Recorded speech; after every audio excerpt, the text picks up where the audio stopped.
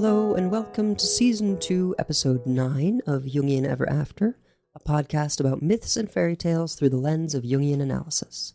I am your host, Reza, and joining me as always is my co-host and Jungian analyst, Dr. Adina Davidson. So, Adina, we had planned on covering Demeter and Persephone next, but the timing just didn't quite work out. Why don't you tell the listeners why we've interrupted our parenting series? I actually had forgotten that we were going to do Demeter and Persephone next. But last winter, Reza and I were both really excited to hear that Christopher Nolan was planning to release a movie on the Odyssey this summer. And we immediately decided that we would take kind of a little semi-detour from strictly Greek mythology to do a couple of episodes on the Odyssey before the movie came out, and then also record a movie review, which is something we've never done, and I'm a little nervous about afterwards. I'm afraid that the only thing I'll have to say was, that was interesting, but we'll see. I think, it won't be just a movie review. It'll be sort of a comparison of the movie to what we've been reading. Right. And how the various archetypes show up more or less, or. Yeah, but I'm envisioning a more informal conversation. Anyway, as you, our listeners, may already know, the Odyssey is an epic poem written by someone, or more likely several someones, that we call Homer, and was probably written around 600 BCE. So it, like the Christopher Nolan movie, is very long. It is meant to be sung by a bard at a king or noble's house over the course of multiple nights. The longer the song went, the better, because it made for more nights of entertainment for the bard's hosts or patrons and their guests. And I imagine a larger payment to the bard. The more nights you sing, the more nights you get fed, maybe the more jewels you get gifted, etc. Sure. It's fun to note, if you do read the book, there are numerous shout-outs to the joys of a good bard. I'll just read a short example of this. It's in Book 9, verses 2 through 10. For I think there is no more complete fulfillment than when joy takes over an audience in the great hall, and the banqueteers are seated next to each other, listening to the poet, and beside them the tables are loaded with bread and meat, and the steward carries the drawn wine around and fills their cup to the brim. This seems to me the most beautiful thing in the world. I think we get a view into the writer's mind there. Mm-hmm. If the Odyssey is a journey home, and we'll talk more about that later in the episode, this is, quote unquote, Homer's home. Right. This scene. And in fact, the first words of the story are "Sing to me, Muse." So that's where he places us, is that we are being sung to. This is in stark contrast to the other great work by, quote unquote, Homer, which is the Iliad. And the first word of that is rage. This is a story meant to be listened to around a winter fire in peacetime, rather than a story by warriors for warriors. And in fact, most people don't think it was really the same author of the two books. The author of the Odyssey saw himself as a vessel for the gods or the divine muses. He was the medium for a larger, purer voice to come into the world. And I think this might explain why we've been listening to, reading, and watching this story for 2.5 millennia. And at times without maybe even realizing it. It recently came to my attention that the film "O Brother, Where Art Thou" is adapted from the Odyssey. And now I'm like, I need to go back to that and watch it again to see those patterns. So in some ways, the Odyssey is like a song. It has metaphorical language, it has verses and choruses. And a lot of what because we're not singing it, a lot of what reads as repetitive is much like the choruses of a song. And would probably be sung by the whole, it would be familiar to the whole audience or whole banquet hall, and it would be sung together because it's from earlier works that are put in. In other ways, it It's maybe like a Charles Dickens novel. They were also notably lengthy. A serialized story in short chapters meant to be heard over a long stretch of time. Probably most importantly to us, it's a great adventure story that carries archetypal themes of the trickster, the journey home, the proper sacrifices to make to honor the gods and to honor our place in relationship to the gods. Other themes include the relationship between host and guest, which in the Odyssey is also one of sacrifice and obligation on the part of the host, and proper gratitude on the part of the guest. And what makes a good king and a good husband? I find it really interesting that Odysseus is a hero. Mm-hmm. But he is heroic in his craftiness or tricksterishness. His main superpower is not with the sword or his strength, but his ability to get out of trouble or difficulty through quick-wittedness. He's more likely to persuade or trick than to physically overpower an enemy. The story also shows how his arrogance around these qualities leads to trouble. For example, he shouts out his real name to the Cyclops after blinding him. This leads to Poseidon's fury and the ensuing suffering. Although I will say that there are parts, at least of the version I was reading, where Athena talks about his strength, not just his cleverness. Like, it's clear that at the very end, he's the only person that can string this bow. Now, maybe that's partially because there's a trick to stringing it, right? Mm-hmm, mm-hmm. But I think he also is, I mean, they use these names for everything to remember it in oral tradition. The Wine Dark Sea, Odysseus, that godlike man. Right. But he's also Odysseus the cunning, Odysseus the... Yes. But I think, point well taken, right? All kings in that time and in that culture were warrior kings. Right. You were not going to stay a king if you weren't a warrior. Mm-hmm. Somebody was going to chop your head off and take your throne. Right. But that's not his main raison d'etre, right? He's not Achilles, right? He's not Hector. Exactly. And it's Achilles who says the first words in the Iliad, rage. Mm-hmm. Yeah, I mean, in a lot of ways, I mean, it's all of them, but Achilles is certainly, one of the main characters of the Iliad, right? And I feel like it's in some ways, a little bit his story. So much of the war is affected by his whims, but Achilles' power and greatness and his foolishness and weakness are the story of the Iliad and the arc of the story of the Iliad, in the same way that Odysseus's cleverness and the shadow of his cleverness, which is stupid cockiness, arrogance, are what drives the Odyssey. Now, as much as I would like to read the story this time, there's a reason it's called an epic poem. The Odyssey and the Iliad are far too long to read in podcast. At that point, it would just be an audiobook. So we have each read different versions, and in general, in my case, listened to. In general, there are quite a few out there worth considering. I listened to Stephen Fry's The Odyssey, which is more of like a well-researched dramatization and retelling rather than a strict translation, and he adds commentary and extra context and references what he's drawing on. I've also been listening to Sir Ian McKellen's reading of the Robert Fagles translation, which is quite fun, and my brother tells me that Emily Wilson's translation is very, very good, but if you're looking for the audiobook version of that, it's only available on Audible. They have an exclusive deal there. Mm-hmm. Of course, you could just wait and watch the upcoming film, but I really would consider reading or listening to one of those books beforehand, since it's impossible for them to squeeze everything in, despite the length of the film.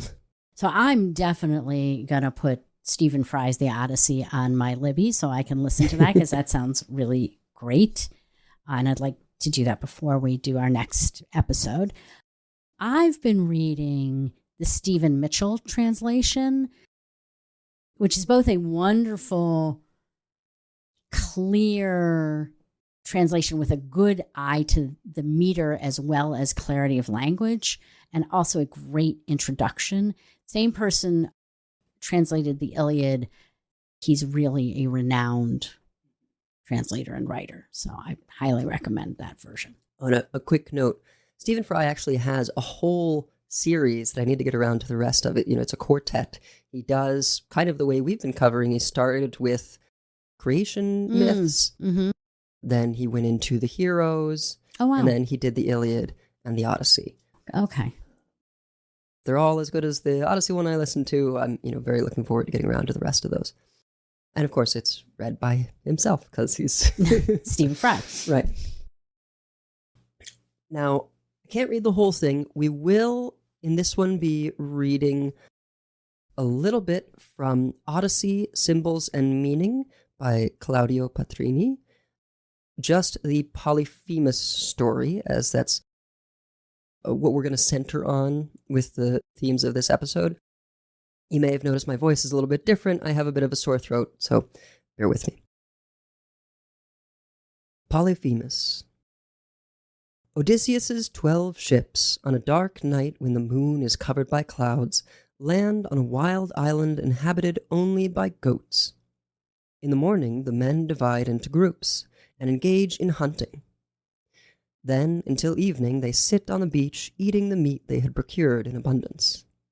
The next day, Odysseus, intrigued by the voices and bleating of sheep and goats coming from a neighboring island, takes his own ship to that island, and with 12 men goes into it. Not far from the beach, they see a high cave, and near it a large enclosure built of stones driven into the ground and trees.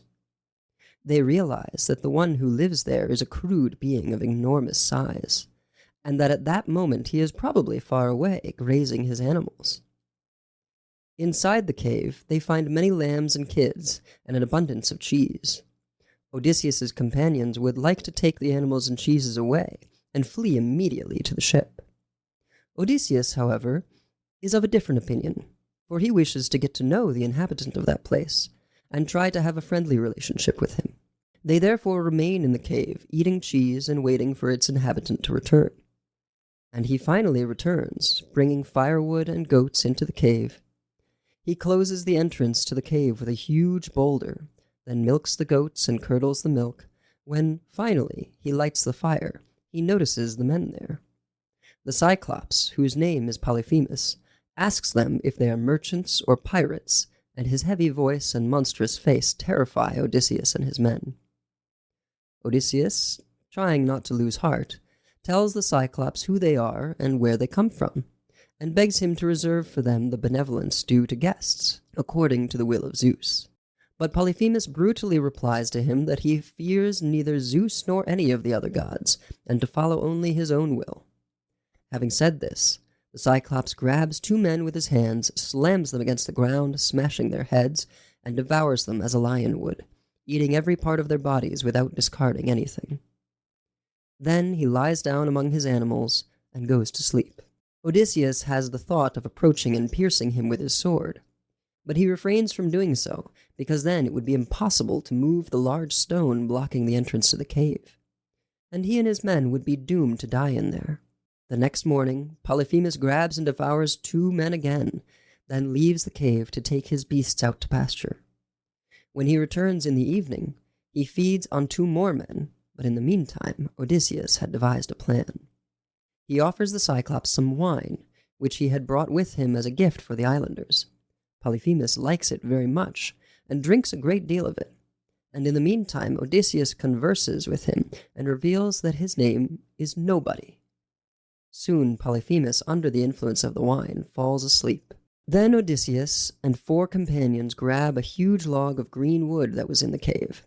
They had sharpened and heated it red hot over the fire, and now thrust it into the Cyclops' one eye. Polyphemus lets out a loud cry of pain, and calls loudly to the other Cyclops, who dwell on the surrounding mountains. These rush in, and, from outside the cave, ask Polyphemus if anyone has harmed him. When Polyphemus replies that nobody has harmed him, the Cyclops urge him to resign himself, for if nobody has caused him harm, then evidently his harm is intended by Zeus. When day breaks, Polyphemus removes the stone from the entrance of the cave to let the animals out, and, with his hands, touches the back of each animal to make sure that Odysseus and his people do not try to escape. But Odysseus has tied the rams 3 by 3, and under each ram standing in the middle, he has tied one of his companions. As for himself, Odysseus hides under a great ram, grasping at its thick fur. Once they reach a certain distance from the cave, Odysseus unties his companions, and, taking the animals with them, they return to the ship and set out to sea. When his ship reaches some distance from the island of the Cyclops, Odysseus turns taunting words to Polyphemus and proudly proclaims his true name. Then Polyphemus hurls huge boulders into the sea, which nearly hit the ship, and begs his father Poseidon to prevent Odysseus from ever returning to his homeland, or at least to make him return only after great suffering and after losing all his companions. So this is really a perfect segment of the Odyssey to start us off in talking about the trickster archetype and how it's personified in Odysseus. I think it's kind of fun to note that Odysseus comes by his trickster nature genetically. He's the grandson of Autolycus, who is the most accomplished human liar and thief in the world. Autolycus had been granted these gifts by Hermes himself. It's also worth noting that Penelope, Odysseus's wife, is also quite a clever trickster in her own right, although I don't think we're going to get into that much this episode.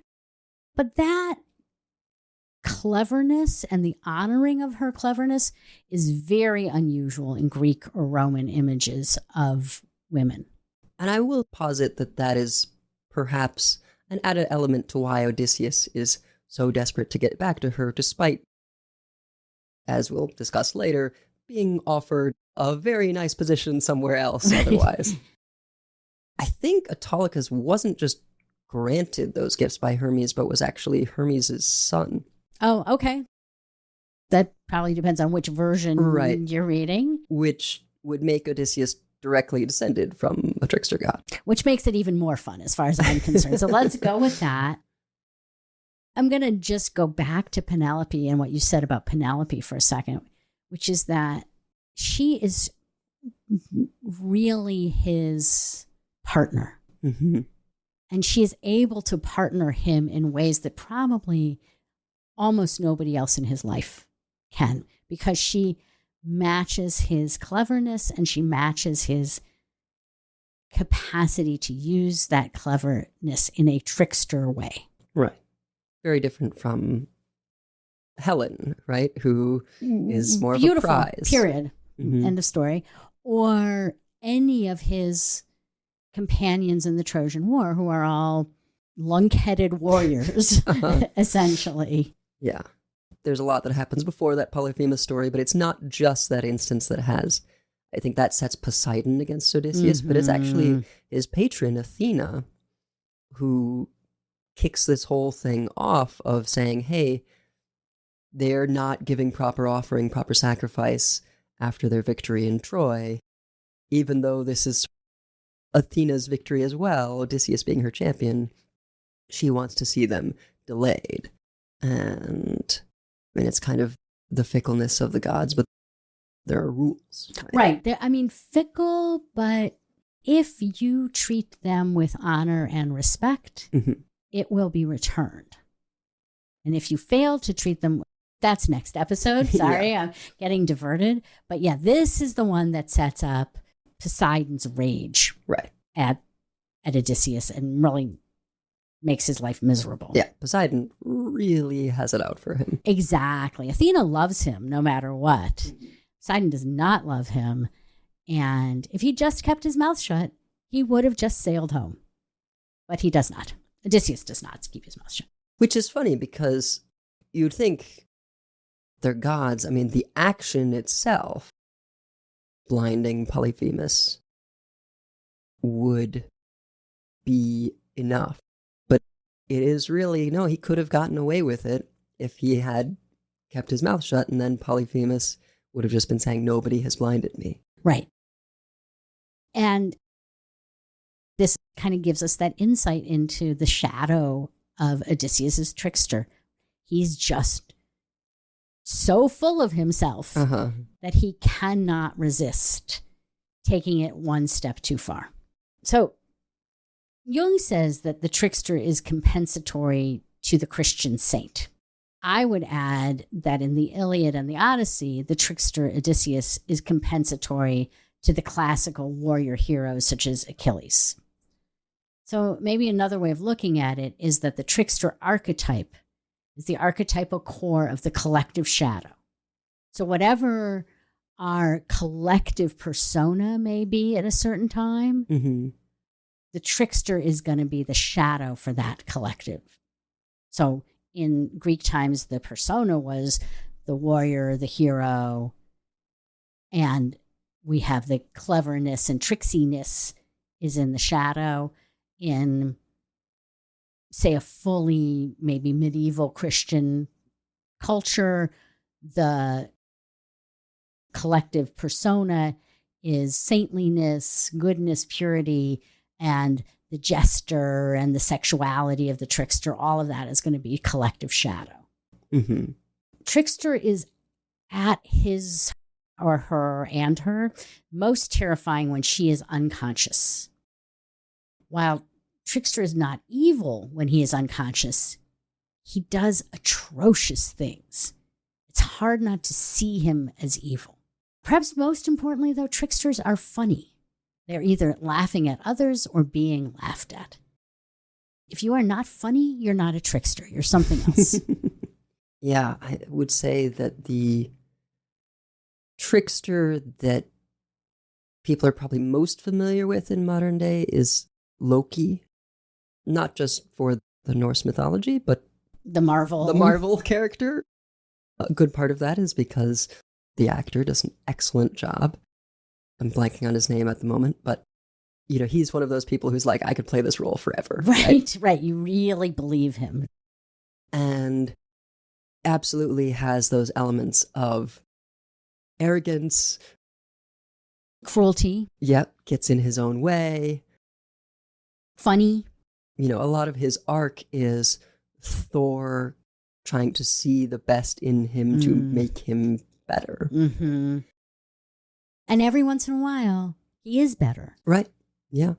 Spoilers for the Avengers Infinity War. Loki has a very heroic act in that film, sacrificing himself, that was probably hubris. I think he expected it to work. He was arrogant, but it still was brave in a fashion. And I would say that the Marvel Loki and also in the TV series was very lovable. Oh, yeah. I mean, except at his most cruel and most atrocious, you are fond of him. You want him to get out of whatever trouble he's gotten into. Right. Which is just like Athena and Odysseus. And I think tricksters often have this anti-hero role. I am not intimately familiar, but I know that Coyote in a lot of indigenous stories has that thing of not exactly being bad, not exactly being good. I mean, and in fact, Jung talks a lot about Coyote in his essay on the trickster archetype. And what he says is that what you see in the arc of those stories is at the start of them, Coyote is a fool. He like cuts off body parts of his own body. And I mean, he's really a fool and a buffoon and cruel. But slowly over the arc of the stories, Coyote becomes more conscious. And I need to stop just using the word he, because tricksters are almost always hermaphroditic, including Coyote and Hermes. Well, they're often shapeshifters, which if you are a shapeshifter, I think that always begs the question, well, what is your base state? Exactly. When I think with a trickster, we won't get to know. They don't necessarily have a base state. So as Coyote goes through the consequences of all of his foolish actions and cruel actions, Coyote becomes more conscious and becomes part of what educates and expands the consciousness of the people who are listening to the story. And that's the ultimate goal of the trickster archetype, is this, to become more conscious, and through becoming more conscious, to be transformed from that which is simply either ridiculous or lousy to something salvational. And I wonder, since you were saying earlier that trickster goes hand in hand with suffering, and I wonder whether the suffering is that developmental activator that sort of brings them into starting worse and then growing over time, or... Which would be archetypal, right? Isn't that true for all of us? Yeah. There's a saying that is, tragedy breeds innovation, something like that. That might not be the exact wording, but basically, whenever people are in hard times... is when creative, transformational stuff happens. Yeah. So another contemporary trickster is... that really, I think, also illustrates all of this, is Natasha Lyonne in Russian Doll, in the Netflix show. Yeah, series, which I really recommend if you're interested in tricksters, and also if you're just interested in an amazing show. But in Russian Doll, Natasha Lyonne uses the repetition of time. I'll back up. Starts off, she's at a birthday party for herself. She's treating everybody, including the person who threw the party for her, disrespectfully. She's sarcastic. She's super funny because she's Natasha Lyonne, but mean, thoughtless, arrogant, just, and shut off, deeply, deeply shut off from feelings, just like Odysseus at his worst, or Loki at his worst. And she leaves the party and dies. And then the next episode starts with her coming back to life in the same day, coming back into the same party. Groundhog Day situation. Groundhog Day. But each time she goes through it, she dies in a different way. And generally lives a little longer. And well, it's not really clear till close to the end that she's learning anything from this, but she is. And particularly, she's learning about care and relationships, love. Natasha Lyonne is using this repetition, compulsion, and death as a metaphor for addiction. And the series is a metaphor for recovery from addiction, but it's also a really beautiful look at a trickster.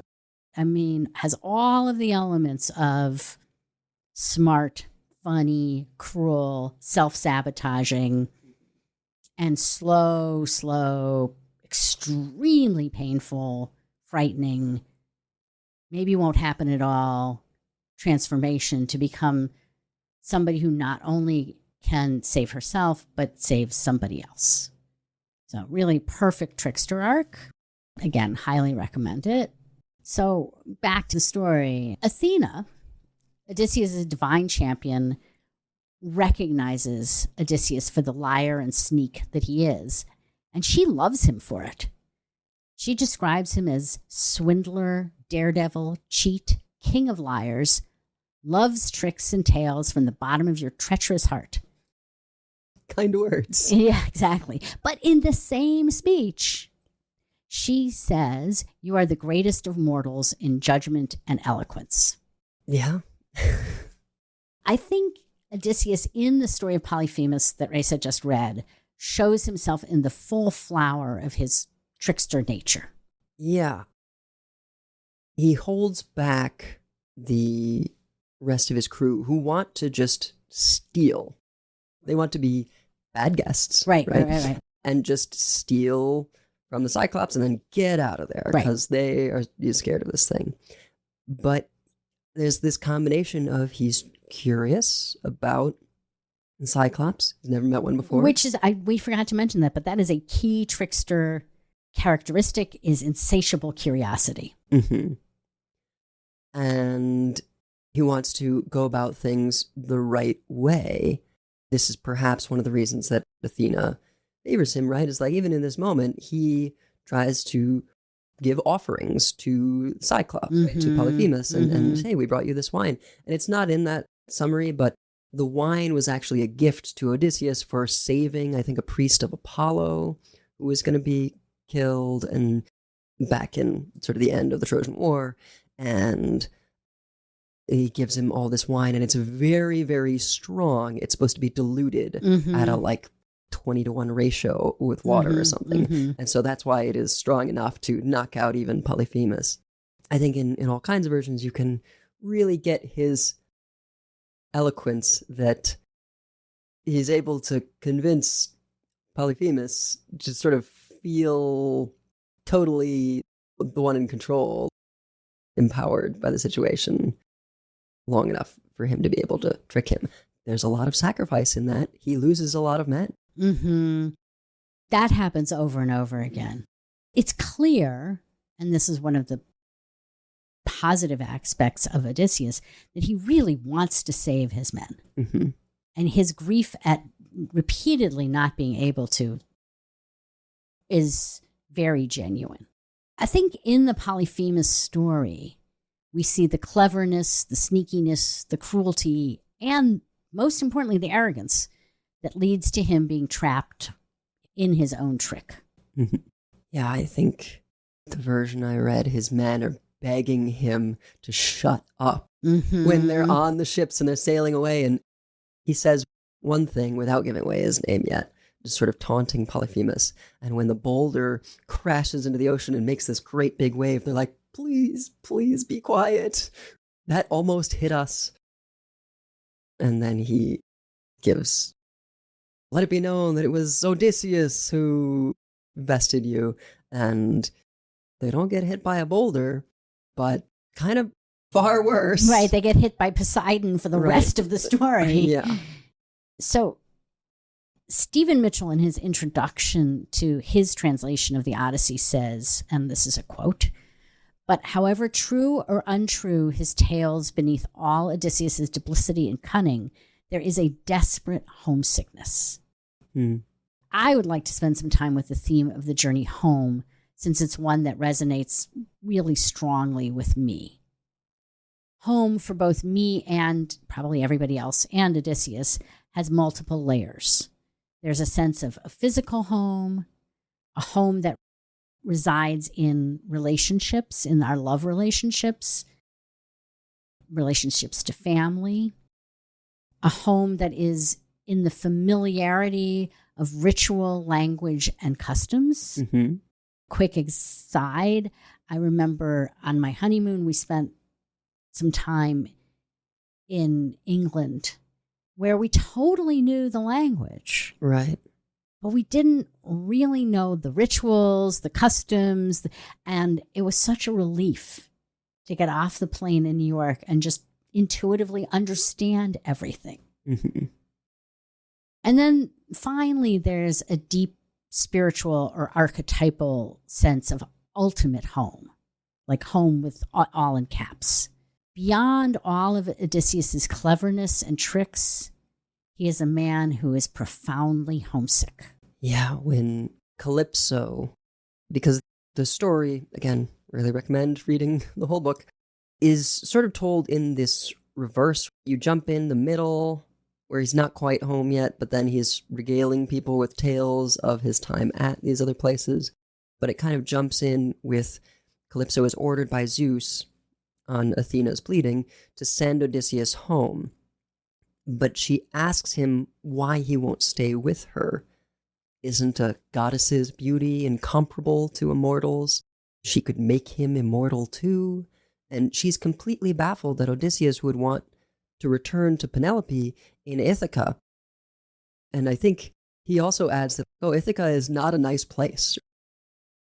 it's kind of mountainous and rocky, dry, hard to right. farm. Yeah. Right. But he still wants to return there. And I think that's just it. He's deeply homesick. And like I mentioned earlier, I think Penelope has this cleverness to her that just is his partner. And I can relate to having that person who's sort of is the embodiment of that home, however imperfect. This sense of homesickness pulls at something really close to my core. I think, like Odysseus through most of the book, I'm always a little homesick. I always feel a little bit other, a little outside, and there's just this sense of yearning for a place that feels like my true home. And this is true for me even in times of my deepest joy and connection. I have a sense that this world is not my true home.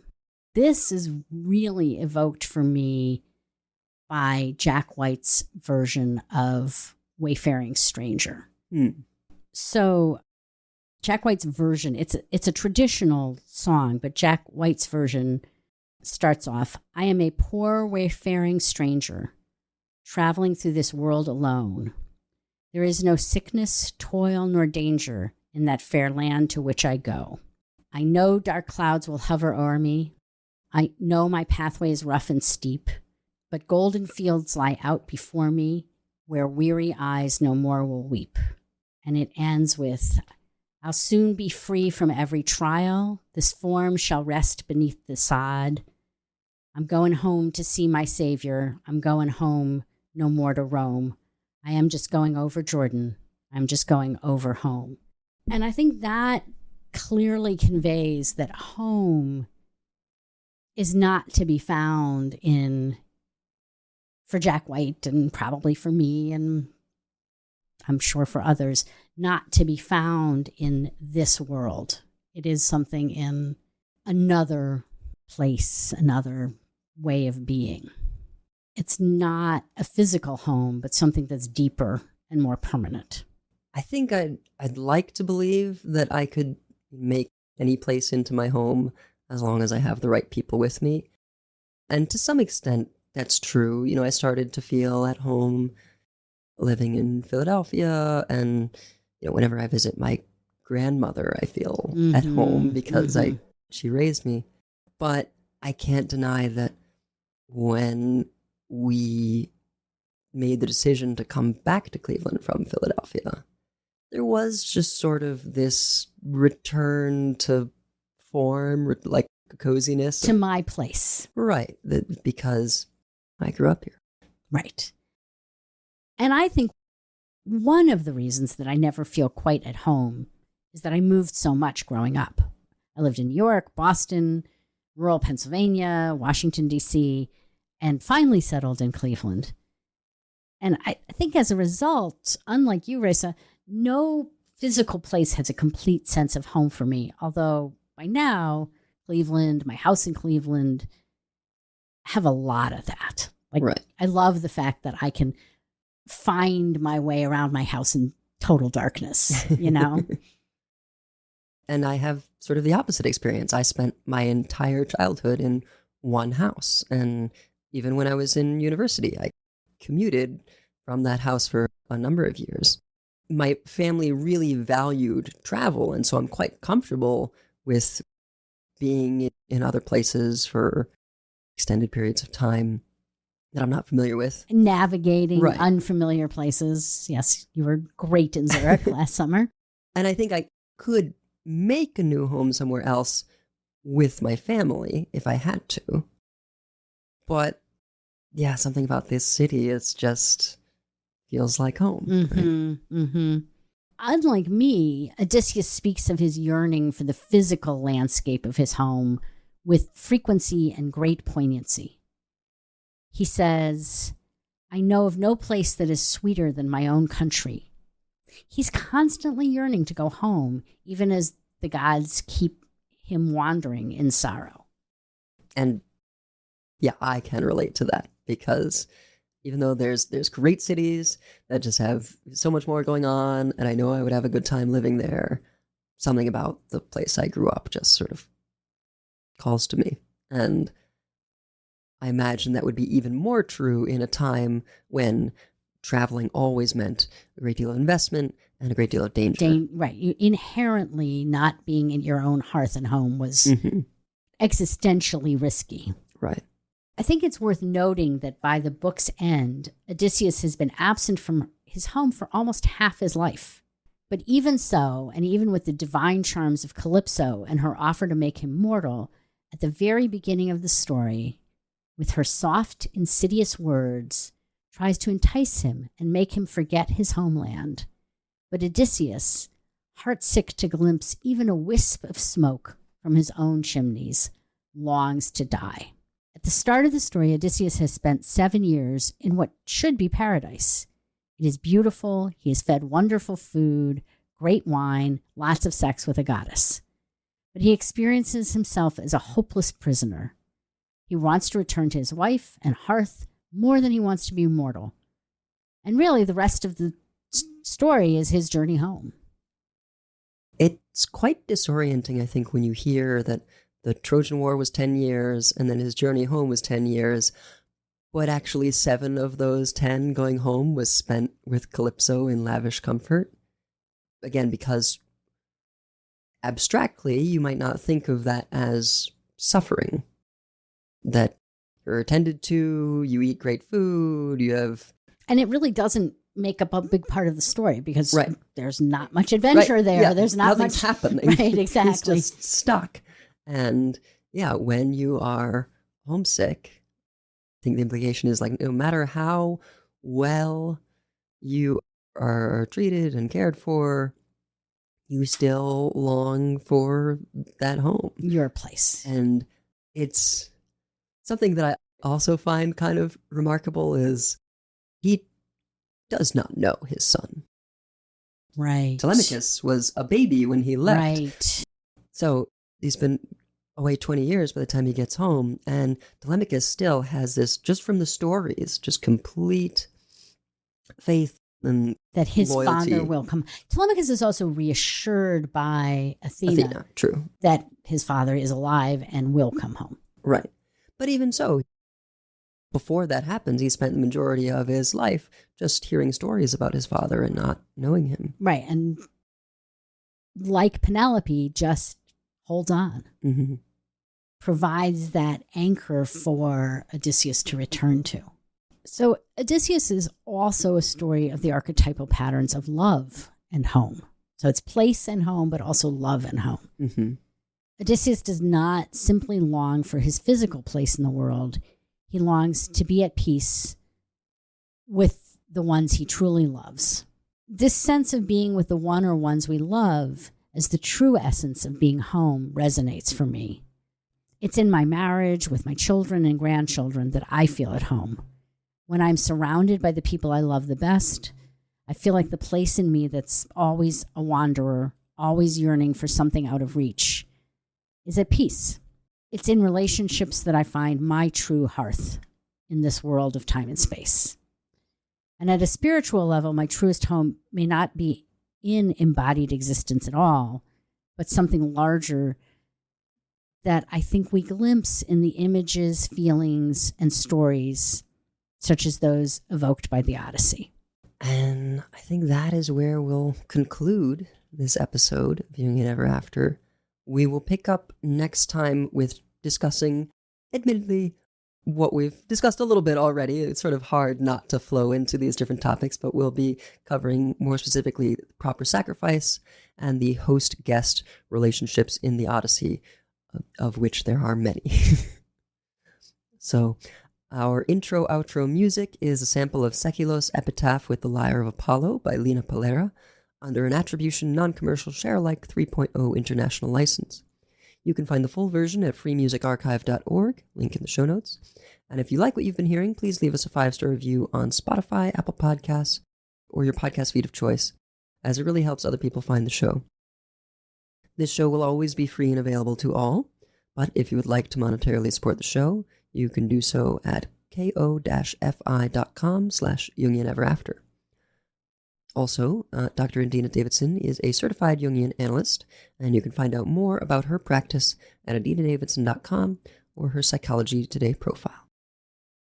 We'll be with you again next time, but until then, we hope your days are filled with imagination and storytelling.